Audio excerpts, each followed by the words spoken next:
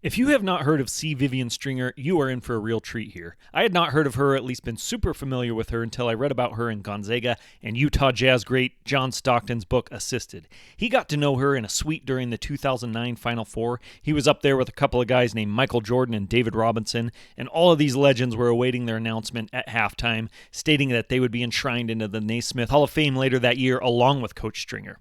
And so Stockton got to know Coach Stringer from chatting with her in the suite that day, and he had this to say about her. It only took me a minute to see why she is such a great coach. Her passion for the game flowed from her as we spoke, and it was quickly obvious that she truly loves her athletes. Coach's commitment to teaching the game and so much more about life resonated in her every word. Listening to her, I was so fired up I wanted to put on a jersey right then and there.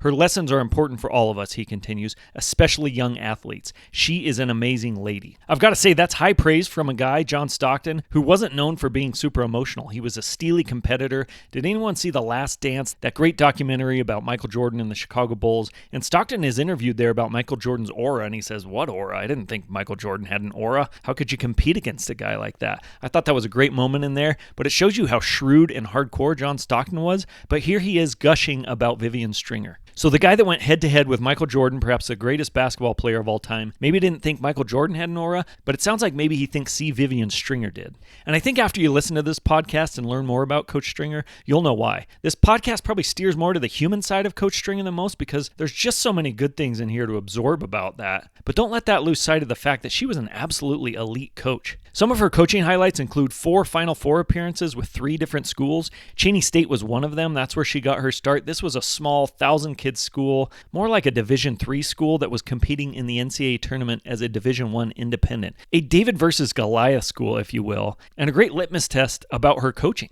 At Cheney State, she had poor facilities, next to no funding, and she ends up taking this group to go on and play the likes of Pat Summitt's Tennessee team. She takes them to the Final Four in 1982. Just an unbelievable coaching job there. She also took Iowa to the Final Four and Rutgers to the Final Four twice. She had a pile of career wins, 1,055. That's 5th all-time. As I mentioned, she was a Naismith Hall of Famer, 3-time Coach of the Year. She mentored numerous WNBA draft picks and other young ladies that went on to do incredible things in their lives. My hot take on Coach Stringer, and we'll get into all of this more in the episode, but I want to tease some of it out here, is she defined class act. It came across very clearly in this book that this is a woman that always carried herself with the utmost integrity, and she had a class and a depth of character that is rare. And she got a lot of that from her parents and her upbringing in Edenborn, Pennsylvania. The theme you'll see across coaches is they make their teams their family, and Coach Stringer certainly did that. The values that she learned from her parents early on set all of that up for her. She also married very well. I'll say this is probably the best part of the book. She had an unbelievable love story with her husband. It unfortunately ends tragically with his premature death, but their friendship and support of each other and the way they navigated having a special needs child and their relationship in general is very heartwarming and a touching part of Coach Stringer's story and her success. Perseverance is another thing that stands out. She had so much adversity in her life. As I mentioned, she had a special needs child, her husband passing away, she had a son involved in a really bad auto accident, and she had another son who was involved in a shooting incident. She had breast cancer, and unfortunately, a lot of these things paralleled some of her most successful times on the court. She'd be on Final Four runs or things like this, and she'd have this massive adversity going on in her personal life. So there's so much to learn here about how Coach Stringer navigates all of that. Just a super impressive person. Let's go deeper on the incredible soul that is Vivian Stringer. This is the Coaches Podcast. Okay, let's talk about what makes the coach, her early life, her parents and family. Coach Stringer was born in Edenborn, Pennsylvania. This is coal mining country, and I don't know what it is about coal mining towns and producing great athletes and coaches, but I just finished a book by Nick Saban, one from Lou Holtz. They're both from West Virginia coal mining towns. I think Jerry West was as well. Joe Madden grew up in Hazleton, Pennsylvania, which is in Pennsylvania coal mining country. It's probably the work ethic and the hard work that's built into these towns. But anyway, Coach Stringer was from Edenborn, Pennsylvania, a place that probably to most of us wouldn't strike us as the French Riviera, but she loved growing up there, and that had a lot to do with her parents and the culture of that town. I love and hear what she says about her hometown and how it shaped her. She says, "We were sheltered from a lot of the prejudices and injustices of the world, not just by my parents, but by the community where we lived. Coal miners are a breed apart because they need to be. When your life and safety depend on the man next to you, the color of his skin or the church he goes to ends up mattering much less than the kind of man he is. You aren't black, white, Christian, or Jewish. You are a miner." Great quote there from Coach Stringer. And what she's saying is the people in that town only saw character, which is a beautiful thing. And Coach Stringer certainly lived that way as well. Her parents instilled that in her. Her parents were Thelma and Charles Buddy Stoner. Let's talk about Charles Buddy Stoner. Solid individual to read about. Coach Stringer describes him as handsome, stoic, full of pride, a very talented musician, and a man of very high standards. There's something I think is really important there. And going back to that theme about how coaches lead their teams and their programs like a family, and how Coach Stringer certainly did that, she got a lot of this from her mom and dad. Her dad was one of those guys that set the standard for her about a standard of excellence and pursuing your best and having super high expectations, which guess what? She lived up to. We stand on the shoulders of these parents and these role models that we grow up with, and certainly Coach Stringer had some great ones. There's a quote in here she has about that, and to back up, the source text I'm using for this podcast was her memoir, Standing Tall, a memoir of tragedy and triumph. It came out in 2008. Great book. I'll leave a link to it in the show notes. I suggest you pick it up. But her quote about her parents in there that I love is, "My parents never settled for anything less than excellence, so neither did we." It's that simple, right? They expected a lot out of her. She rose to that expectation, and it was ingrained in her from day one, which is something that shows up in her coaching, her marriage, her parenting, and so on.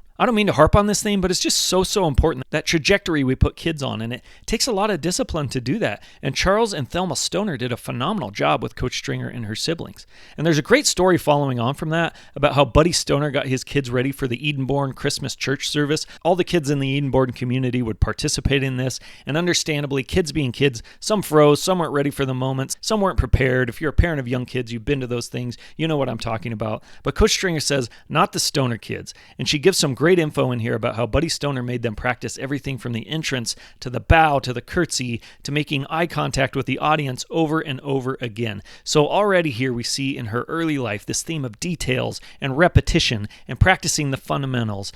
Those were all things that Buddy Stoner instilled in her and set her up very well for a career in coaching. It reminds me of reading about John Wooden and his dad, Joshua, or Nick Saban and his dad, Nick Saban Sr. You know, as they say, the apple doesn't fall far from the tree. And to understand some of these great coaches and what's made them great, I love to reverse engineer and go back to that point in their upbringing of these people who instilled these things in them. You know, you never do it alone. And I think it's important, if you want to recreate that, to go back and study the whole spectrum of what made these coaches the coach.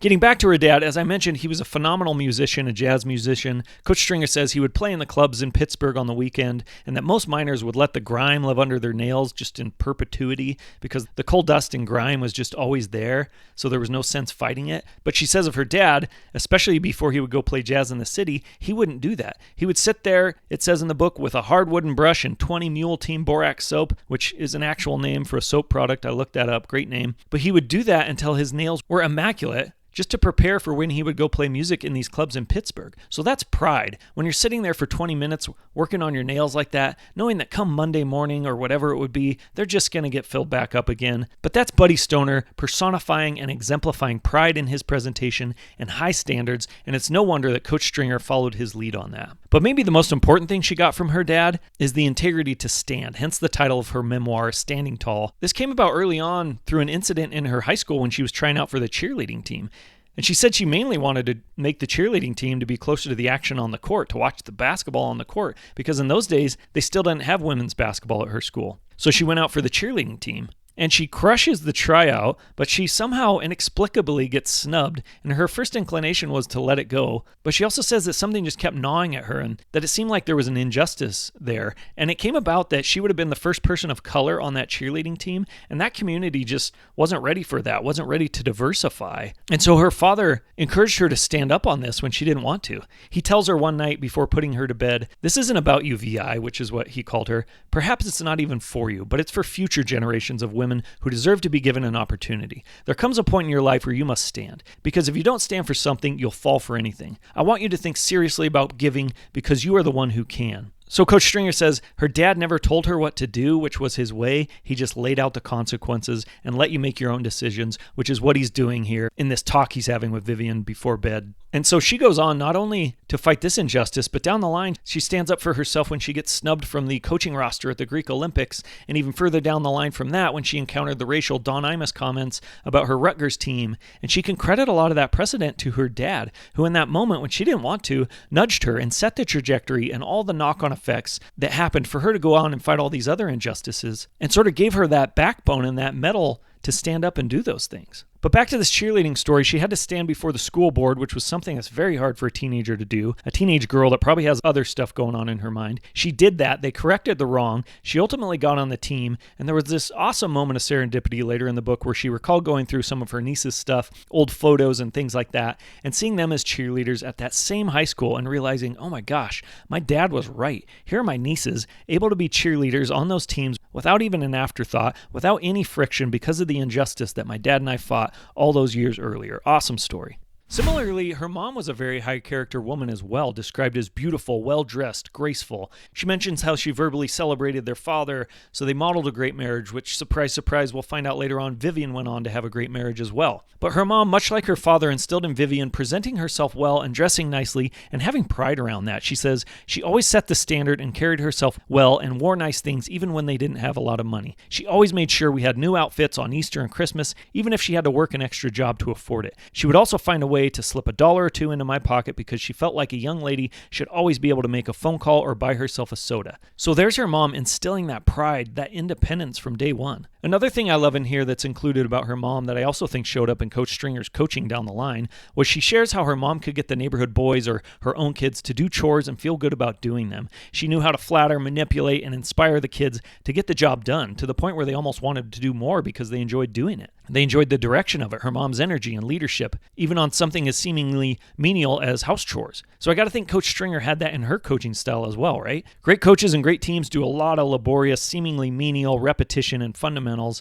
and I enjoyed learning that about her mom because, again, I have to think that Coach Stringer had that same knack with all the success she had. Her mother also lost her husband, Buddy Stoner, when she and Buddy were in her 40s. So unfortunately, mother and daughter share that connection. I don't think it was ever fully determined how Buddy Stoner, Vivian's dad, passed away, but complications from being a coal miner and just the absolute disastrous effects that can have on your health. Coach Stringer says that a doctor said about her father that he was 25 on the outside, but that he had the arteries of a 90-year-old inside. And when her father passed away, she says her mother picked up the family. She got 2 jobs and figured out how to make their family of 6 kids run on a quarter of the income they were having, which was already modest. So again, the perseverance here, exemplified by her mom, is super powerful and super impressive. Coach Stringer says she leaned on this and harkened back to it with all the adversity she faced down the line herself. She's quoted in the book as saying, "If I ever felt like failing, all I had to do was look at her courage and bravery to know why I couldn't." So you see why I'm spending so much time here. A lot of the traits that she exemplifies as a coach that led to her success and the impact she had on the young women under her care and the impact she had on society, a lot of them can be traced back to having their roots in solid parenting. She had amazing relationships with her brothers and sisters as well. She had 5 siblings. There were 6 kids overall, and she says, "We didn't know we were poor. We were rich in our souls, and we wouldn't have been happier if we lived in a palace. No one could make me laugh like my brothers and sisters could, and that's something that's true to this day." So they were a really tight-knit group, still are a tight-knit group. Some of them even moved to Iowa when she was a coach there. And they walked the walk. They said, hey, this is important to us to be around each other, to have our kids and cousins grow up around each other, just like we did. So strong family foundation here that she had growing up and that she continued into her adult life. And that's something I think is super important and foundational to her, especially as I mentioned earlier, going through all the tragedy and adversity she has to go through in her life. Having those family ties, those family roots, there's nothing more important. One thing I love that she gets into in her book here and getting back to her coaching style and how her upbringing affected it is she says she modeled her team meetings after her family meetings growing up. She said she wanted the littlest kid, aka the equivalent of a freshman on the team, to the oldest kid, the equivalent of a senior on the team, being able to speak. She says, "We are all equal in the family that is our team. Everyone is entitled to an opinion if she's worked hard and done the best she can possibly do. A team is just like a family that plays together." I love that. And I mean, you name a thriving program and they've done a great job of creating a family atmosphere. I think of Mark Few at Gonzaga or Jay Wright at Villanova or Tom Izzo at Michigan State, or the list goes on. But they all do this. They make kids feel comfortable. They create an atmosphere where they can be vulnerable, where they can lean on each other, and where they want to be a part of each other's lives beyond basketball or whatever the sport is that they're playing. Vivian Stringer had this growing up, and she brought it to every program and every coaching stop that she went to as well. The last thing I want to bring up here about Coach Stringer and how she grew up and where she grew up was to share something she includes about Edenborn and their Sunday afternoons. So I already talked about Edenborn, and it, not seeing color, and miners having this very pragmatic or egalitarian view of each other because they depended on each other for their lives, quite literally their lives, and they were down in the mining pits. But she describes these Sunday afternoons in Edenborn, which is probably the only day off they all had, and how the community would gather at her house on the lawn, and they had what just sounded like this incredible scene of playing music long into the night. She says music was one of the first things she thinks about when she remembers growing up in Edenborn. She says the neighbors would sit on porches or on the lawn, and her dad would play, and anyone who could play an instrument or sing or use a makeshift instrument would all just kind of jam out together. And there were sandwiches and sodas, and she says those were really special evenings. So awesome upbringing from Coach Stringer here. Maybe some of you are kind of like, let's move on to the rest of her life and the actual coaching and basketball content. But again, I think it's important to understand how she grew up, and if for nothing else, to make the point about how important it is for our kids, for the kids you coach, to give them some of these roots. Because in almost every coach you'll see the trajectory being formed early on. There's a reason why coaches' sons have a fast track to being a coach or to being a good player, or people with two good parents. A lot of coaches look for that in recruiting, right? Because it's just so valuable.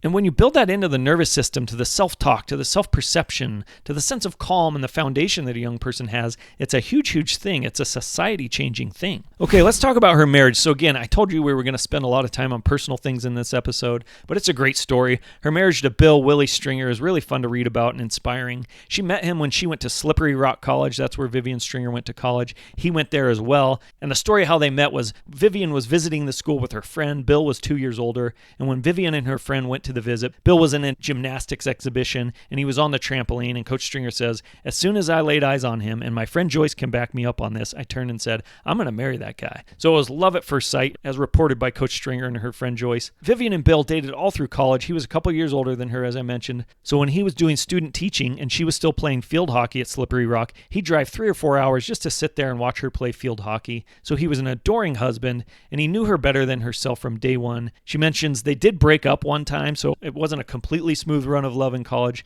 and that was because she thought he was hovering too much and smothering her, to which Bill responded by enlisting in the Army, even though he had a heart murmur and a bad back. It was just sort of this ruse to get her attention back, which it did. It worked, and the breakup didn't last long. One of my favorite stories in the book about them is from their honeymoon, and I think this just exemplifies the sweet relationship they had. In those days, the husband usually planned the honeymoon, and it was usually a surprise. And so backing up, Vivian at this time was also involved in this very competitive softball league, and their team had made it to the World Championships, which was held in Williamsburg, Virginia, the day after their wedding. Again, it was a very competitive league, and being the athlete and the competitor that Coach Stringer was, she wanted more than anything, well, almost more than anything, aside from her wedding, to play in that. But she thought, I'm not going to mention it because this is my wedding day and we're getting married, and I'm just not going to let this creep in or be selfish about it. But deep down, she really wanted to play in that game. And she says in the book, to this day, I still don't know how he knew, but I fell asleep as soon as the car started moving. This is them pulling away from their wedding ceremony and going on their honeymoon. And they sleepily checked into this hotel. She didn't know where they were. The next morning, they went out for breakfast,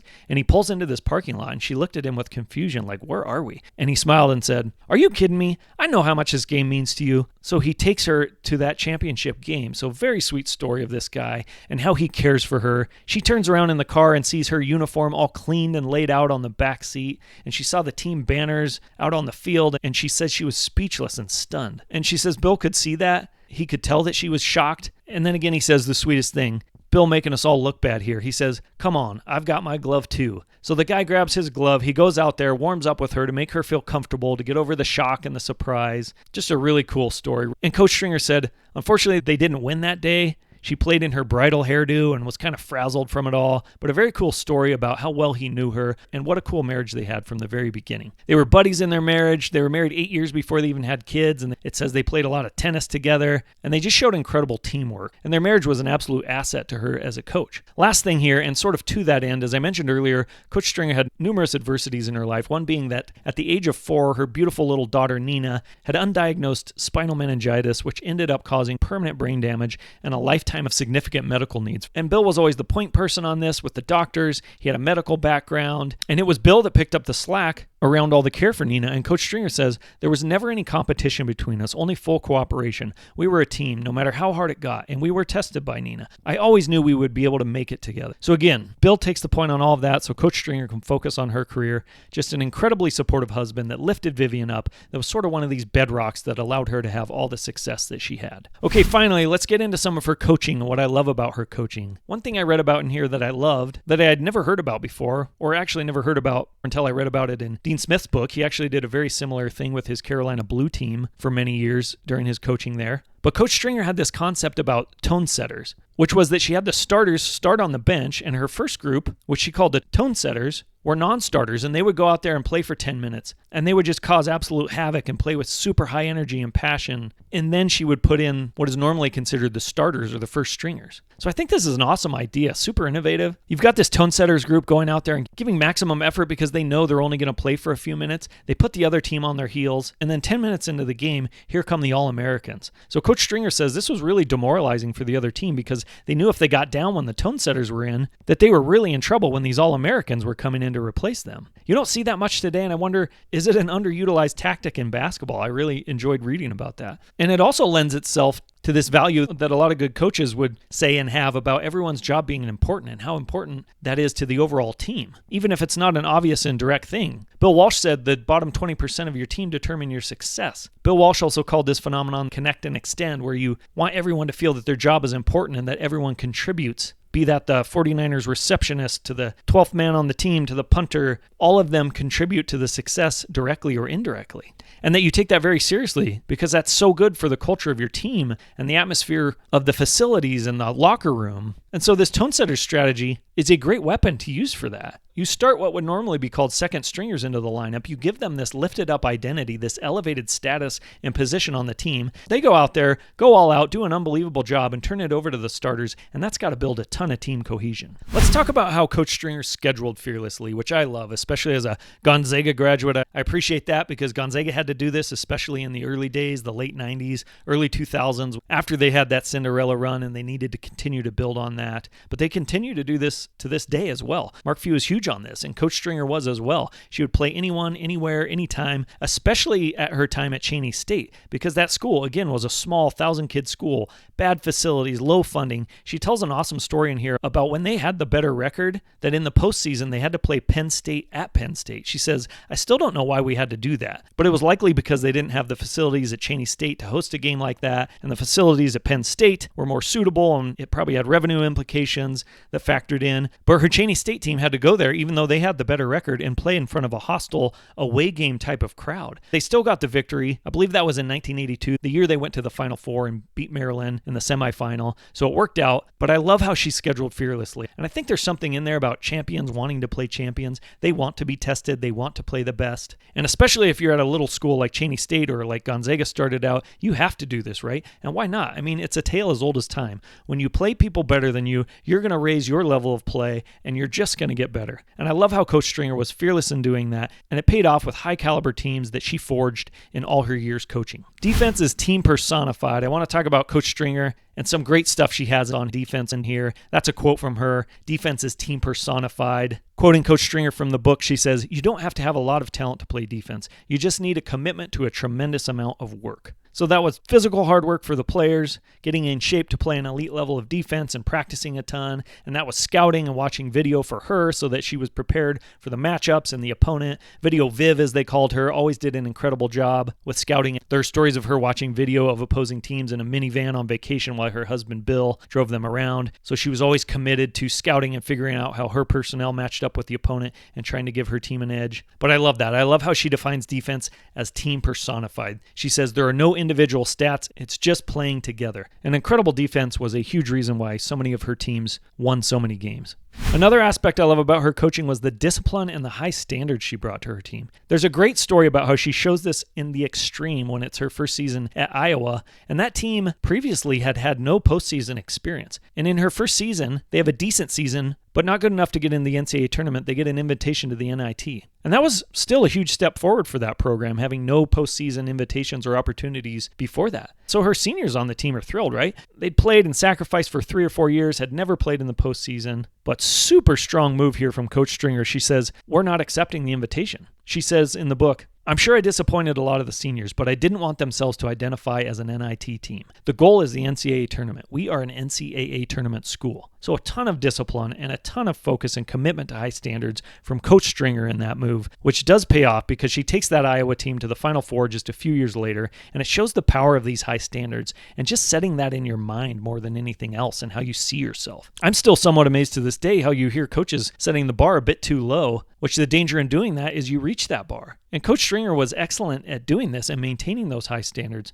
It's something not to be overlooked and not to just pay lip service to actually thinking about it and pushing yourself to move those standards beyond what you think is comfortable or even necessary, and having a healthy dose of delusion about it all as well. There's a story I cover in the Lou Holtz podcast about how Woody Hayes did this on his 1968 National Championship Ohio State football team. Most people had that team pegged to finish middle of the pack that year as a transitional year for Coach Hayes and that program. The team had 12 sophomores, but Coach Hayes did not see it that way. He was an absolute maniac and just put the blinders on and coached that team like they were going to be the national champions and that they were the best team in the country. And guess what? They did win it that year. Despite a lot of media and pundits saying that they would finish middle of the pack, they beat O.J. Simpson's really heralded USC team, and it was due in large part to Coach Hayes preparing his team this way and not settling for anything less than the highest of high standards. Coach Stringer was a great culture builder. One of the best stories in this book about how her 2017 Rutgers team, a team that ultimately went to the Final Four, but when they started out, they were way out of shape, way out of conditioning. They weren't taking things seriously. They weren't listening to Coach Stringer.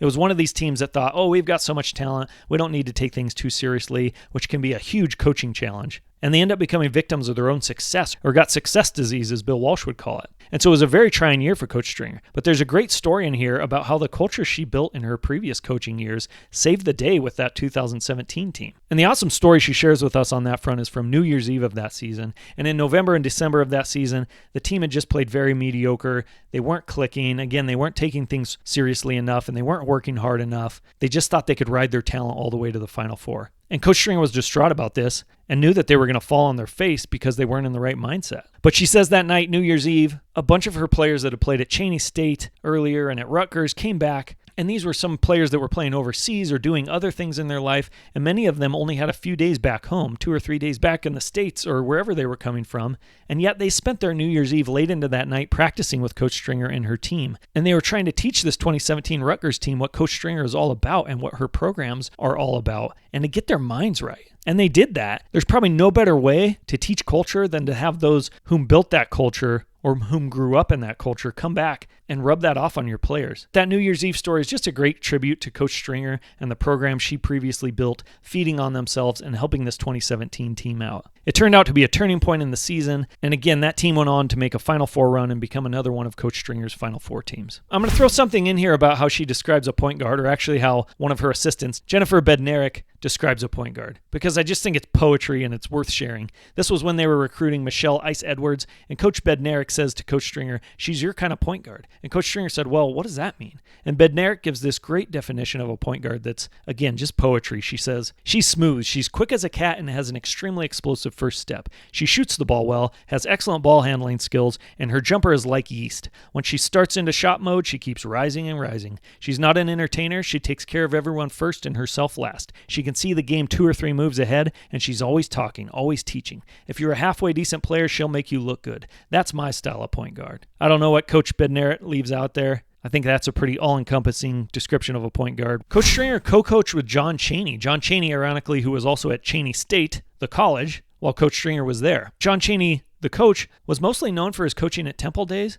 but he was a great coach at Cheney State too. I believe he won a Division II title while he was there. Stringer and Chaney had an awesome lifelong friendship. There's some really beautiful things about their friendship. When he shows up for her, when her daughter Nina is sick, and through other adversities in Coach Stringer's life. But what I wanted to highlight here was how they co-coached together at Cheney State. They would actually run drills with the men's and women's teams together, and they would alternate lectures as well. I thought this was really cool and innovative. Coach Stringer says that she thought it made both teams better, and that getting that extra input and that perspective from the other coach created this 1 + 1 = 3 type of thing on the men's and women's programs. To that end, Coach Stringer was a teacher at heart, which again, you'll find many great coaches are. John Wooden or Chuck Knoll come to mind. They all love teaching, and had they not been coaches, they probably would be teachers. And Coach Stringer was the same. She loved teaching the game and was a lifelong learner. That's so important. When you love something, you're curious about it, you want to learn more, you want to benchmark and chat and collaborate with other coaches and see what they're doing. Coach Stringer says in Chapter 4 about her joy for the game and her joy in learning about the game. She says, "I loved what I was learning in those early coaching days. I still consider myself a student of the sport, and it gives me tremendous pleasure to pass along that knowledge. I never want my kids to follow what I'm doing out of blind loyalty or obedience. I want them to understand what I'm asking them to do and why." So again, this reminds me of John Wooden's 4 stages of teaching: explanation, demonstration, imitation, and repetition. Coach Wooden was an actual teacher. He went to Indiana State Teachers College and earned a master's degree in teaching there, and he taught English and coached high school basketball in Kentucky and Indiana for 11 years before he ever went into the college ranks. I was just reading a book about Tom Moore, as well, a lifelong assistant in the NFL. And he spent a ton of time under Chuck Noll of the Pittsburgh Steelers. And Tom Moore says several times in that book how Chuck Noll just absolutely loved teaching and loved learning. He says Coach Noll knew all the positions probably better than a position coach. He got fired up about teaching and instruction. And Moore shares a story in there of him coaching this kid at this high school All-American game or something to that effect. It was just an exhibition game. And this kid wasn't necessarily going to go on and play in the pros or anything. But Chuck Noll is sitting there in the hallways of this stadium very passionately teaching the kid about some blocking tactic or about some fundamental in football, just because he was that way and he loved the game and teaching the game so much. Moore shared how Noll was a lifelong learner as well, and they would read from a variety of topics like how to navigate your boat by the stars and other very non-football related things. He just had a curious mind and was a cerebral guy, and you'll see that go hand in hand with a lot of these good coaches. They love learning and they love teaching. Back to Coach Stringer, something else I loved about her was her perseverance, just an elite level of perseverance, which unfortunately she had a lot of opportunities, we'll say, to demonstrate throughout her life, and with all the tragedy that she had to go toe-to-toe with, starting with her daughter Nina contracting that spinal meningitis and getting brain damage from it, to her husband Bill's death, to a car crash down the line with one of her sons, to her son David being involved in a shooting incident in college and being unfairly portrayed. She just had one thing right after the other. But when she was going through that tragedy with her daughter Nina in the hospital and searching for answers, she had this life-changing interaction with a priest that told her, God uses those of us who have endured a great deal as comforters for other people.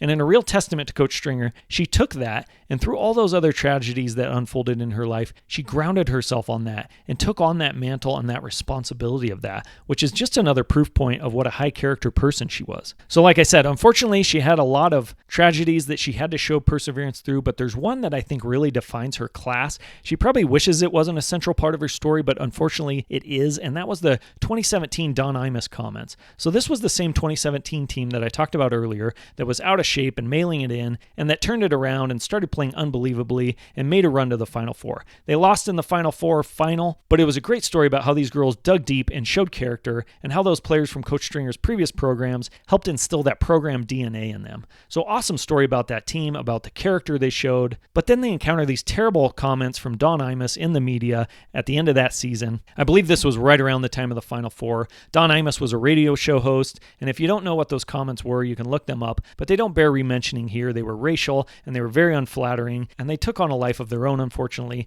and it minimized the great story that that team was in and of itself. And so Coach Stringer went back and forth on how to handle this and what sort of statement to make about these comments. And at first she just wanted to ignore it and let it go and try to minimize it, not to put any more gas on the fire, so to speak, which you could understand, but it was clear after it started taking on this life of its own and becoming a huge media story that she had to say something, and it put her in a really difficult situation. But in true Coach Stringer fashion, she showed an incredible amount of character and grace here, and just an example of positive coaching and how to handle a situation like this. Most people probably would have been tempted to fight back after such nasty things were said about the girls that she loved and that were under her care, and to go tit for tat, so to speak, but she didn't do that. She comes out in her initial statement responding to these comments and says, I was clear on one point. I was not standing in judgment of Don Imus. That's God's work, not mine. I mean, that's real grace right there for Coach Stringer to show. And so instead, she takes this tact of just wanting to be proactive, of wanting to be a positive coach, and not talk so much about these comments, but talk about who these girls were, and in that way, dispelling or pushing aside those comments. She said, these are girls who compose music, write poetry, go to church, tell jokes, and do well in school. They are aspiring to be doctors, lawyers, psychologists, and journalists. In other words, they were so much more than was being portrayed by those comments. So what a beautiful way to handle this. What a high character way to handle this. She took those nasty comments, didn't go down the negative route of fighting back as most would or could have, and made it a bigger, uglier rift. Instead, in a very enlightened way, she takes this as an opportunity to say, hey, these comments were nasty, but you know what? There's always a silver lining. We've got a stage, we've got a microphone, and now I'm not going to use that microphone to talk about the ugly parts. I'm going to talk about who these girls are, what beautiful people they are, and what they did this season, and what they want to do after basketball. I just thought that was such an unbelievably classy way of handling what was otherwise a dark moment. I'm going to close with another great story about Coach Stringer's depths of character. Like I said, we may have not gotten into the X's and O's or other coaching stuff as much in this podcast. I think there's some good stuff on that topic, but there's also just so much in this book to absorb about Coach Stringer and the depth of character she has and the wonderful person that she is. And so I want to close with one more story to that end that I think typifies so much about what she stands for, and because she just rubs off on you and inspires you. And this story certainly inspired me. So this happens at Iowa, and this was about only a month after her husband Bill had died. And it shows what a rudder he was, both in taking care of Nina, but also as a husband and doing so many things for Vivian and for their family. And so just a month from his death, Coach Stringer is in a tailspin, and she was trying to find her footing, and she totally forgot that she had this speaking engagement for a group of hotel workers in Cedar Rapids. She had meant to cancel it, but she didn't, and she realized on that day that it was on her calendar. And so she's like, oh my goodness, I've got to go do this amidst all this other stuff she's processing and all the grief she's processing. Of course, she can't find anyone to take care of her daughter Nina, their special needs daughter, but that was only the first challenge of her day. She finally found someone in her sister Ricky to watch her, but Ricky had been on some cold medicine, and Coach Stringer didn't want her driving on that cold medicine. So Coach Stringer got Nina into the car and drove her over to Ricky's place. And Coach Stringer says, I was barely keeping myself together, heart and mind. Just trying to get into the car was a challenge. But she got to Ricky's house,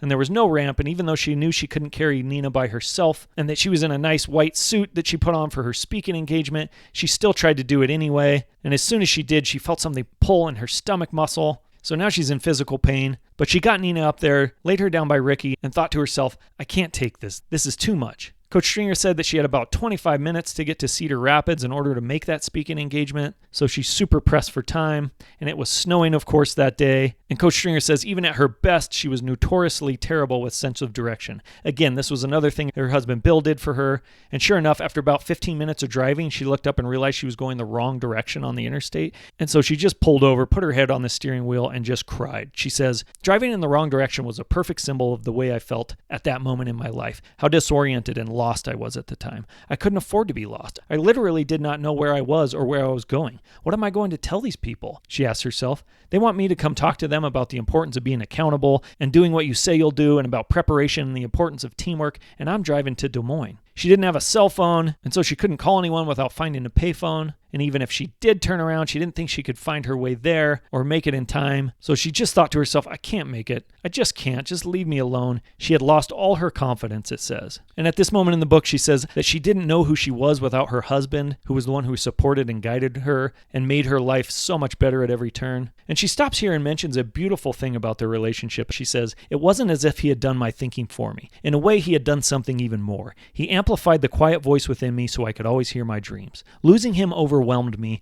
mostly because it felt like I couldn't hear myself anymore. So very tragic, but what a beautiful thing to say about her relationship with her husband. She's still sitting there on the side of the road, headed in the wrong direction, looking like she won't even make this speaking engagement, and it's snowing, and she's feeling very defeated, understandably so. Most people would mail it in, but here again she shows true Vivian Stringer character. When she's having this absolutely horrible day, she's grieving the death of her husband. Most people would say, okay, cancel the thing, and in a sense that would be the logical thing to do, but she says, nope, I made the commitment to show up, and people had taken their lunch hour to come hear me. So she's thinking about these other people as well and being selfless. She says, I told myself, you know what you do? You go there and you tell people the truth. So she digs deep, she ends up going, but she's a half hour late, and she says when she took the stage, she cried at first, she apologized to the crowd for her poor sense of direction and how she just wasn't good at anything other than basketball, which of course isn't true, she's great at a lot of things, but she says she spoke from the heart and said in the book, I feel as if the people in that audience and I made a connection for a lifetime. They understood what I was trying to say, which is we are all human,